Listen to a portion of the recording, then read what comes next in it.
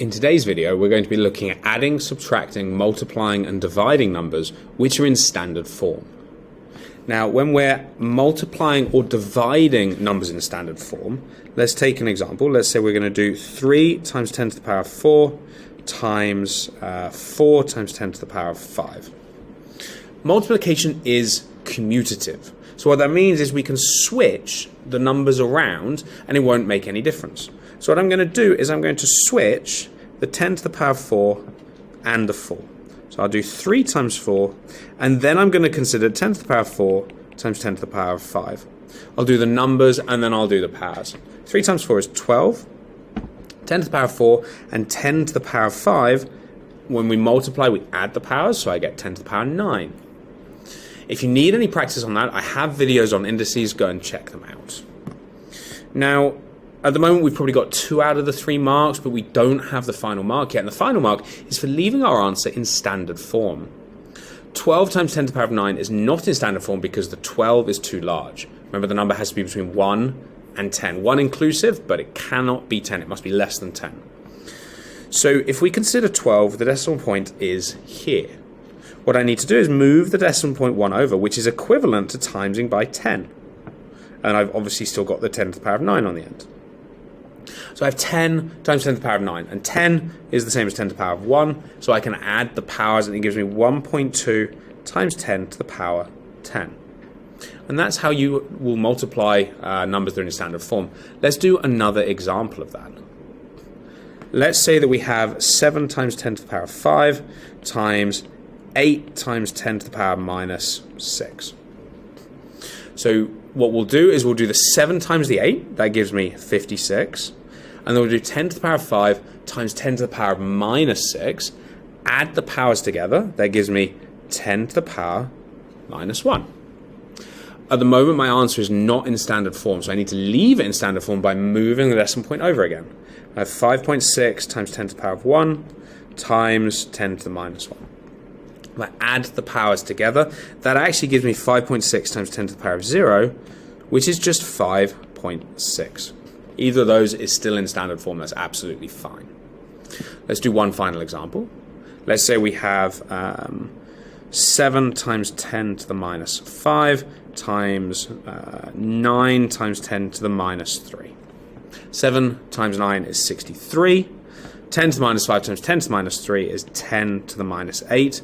I need to move the decimal point 1 over, so I get 6.3 times 10, and I still have the 10 to the minus 8, which when I add them together, this gives me 6.3 times 10 to the minus 7. Now, division is very, very similar as well. Let's take an example. Let's say we've got 8 times 10 to the power 7 divided by 2 times 10 to the power 3. Just like with multiplication, when we multiplied the numbers together, we're going to divide the numbers. 8 divided by 2 is 4. 10 to the power of 7 divided by 10 to the power of 3. We subtract the powers, and that gives me 10 to the power 4. Let's have another example. Let's say that we wanted to do 1.2 times 10 to the power of 5 divided by 4 times 10 to the minus 3. Now, 1.2 divided by 4 is not necessarily that easy, but we know that 12 divided by 4 is 3. Therefore, 1.2 divided by 4 is 0.3. Now we do 10 to the power of 5 divided by 10 to the minus 3. Be careful here, because most people would write 2, 5 minus 3. But when we're dividing, we're subtracting the powers. So we're doing 5 take away minus 3. So that gives us 10 to the power 8. Is our answer in standard form? No, it's not, because the number needs to be between 1 and 10. So actually what I need to do is I need to move the 1 over here. So that's the same as doing 3 times 10 to the power minus 1. I'm effectively borrowing a 10. I'm dividing by 10. And we'll do times 10 to the power of 8. So my answer, when we add the powers, is 3 times 10 to the power 7. So that's multiplying and dividing. Now, adding and subtracting, there are 2 ways to do it. Let's take an example. So let's say we're going to do 3 times 10 to the power 5 plus 2 times 10 to the power 3. Now, either you make the powers the same, or you write them as ordinary numbers. If the numbers are small like this, it's really easy to write them as ordinary numbers. You can just write 3 with 5 zeros in the end, so 300,000, plus 2 with 3 zeros. So that's 302,000. Or 3.02 times 10 to the power, and we'll just count the numbers, 1, 2, 3, 4, 5. 3.02 times 10 to the power of 5. However, if the numbers are slightly larger, it's much harder to do that. Imagine if we had 3 times 10 to the power of 100 plus 2 times 10 to the power of 98. That would be a lot harder to do that. But what I can do is I can make the powers the same, and you want to try and make them the largest one possible. So I'm going to keep the 3 times 10 to the power of 100, and I'm going to change the 98 to be 100 by effectively multiplying by 100. So I'm going to make that 10 to the power of 100. But if I multiply by 100, I have to divide the 2 by 100 so that it stays the same. So I get 0.02. Now I can add them together. I get 3.02 times 10 to the power 100.